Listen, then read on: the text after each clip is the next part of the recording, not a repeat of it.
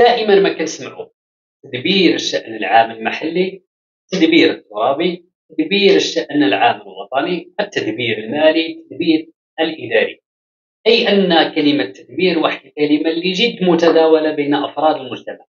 فكاين اللي عرفها انطلاقا من الدراسة الأكاديمية ديالو، كاين اللي عرفها انطلاقا من التجارب اللي كاينة في الإدارات العمومية وفي الجماعات الترابية، وعرفها بشكل عشوائي ككلمة تدبير.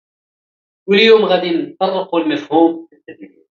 فهذه الكلمة هذه هي جات من حقل العلوم الإدارية، وكتعني استخدام مجموعة من الوسائل التقنية البشرية والمالية والقانونية من أجل تنزيل برامج ومشاريع تروم إلى تحقيق أهداف المنظمة التي سطرتها عند نشأتها.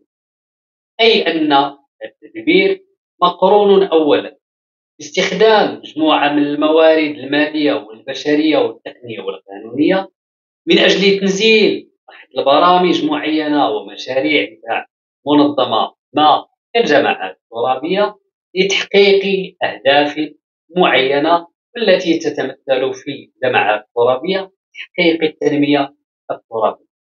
وخاص نفرقوا بين مفهوم التدبير بالتعبير الفرنسي جيستيون، واللي المدلول ديالو هو الاعتماد على مجموعة من الوسائل والآليات من أجل ضمان فعالية بأقل تكلفة، أي أنه يعتمد في الأساس على المطابقة، عكس التعبير الإنجليزي مانجمنت اللي يرتكز ويعتمد على أبعاد أخرى مثل النجاعة، الفعالية والاقتصاد. إذا هناك اختلاف وفرق كبير بين المفهوم نتاع التدبير التعبير الفرنسي والتعبير الإنجليزي.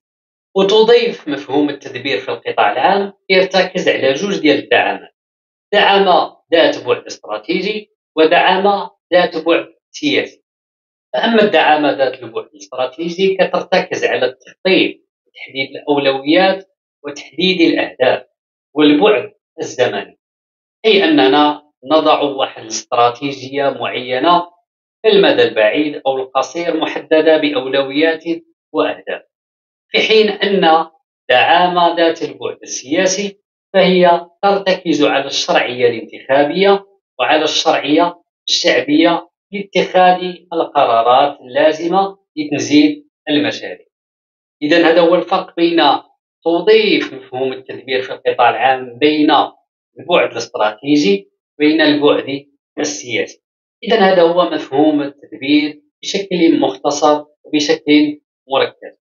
الآن سنمر إلى مفهوم الترابي، وهذه الكلمة تحيل إلى التراب، أي المجال الجغرافي الذي تتواجد به جماعة ترابية معينة، مثلا كجهة الشرق، جهة الرباط سلا، جهة الدار البيضاء، والجهات الاثنى عشر حسب التقسيم الإداري.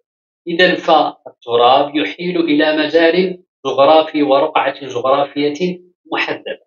إذا يمكن تعريف التدبير الترابي بأنه استخدام مجموعة من الوسائل والآليات القانونية والتقنية والموارد البشرية والمالية من أجل تنزيل مجموعة من المشاريع والبرامج التي تسعى إلى تحقيق أهداف تلك الجماعات الترابية، والمتمثلة في الأساس في تحقيق التنمية الترابية بجميع أبعادها، سواء التنمية الاجتماعية أو الاقتصادية أو الثقافية. إذن هذا هو كان مفهوم التدبير الترابي.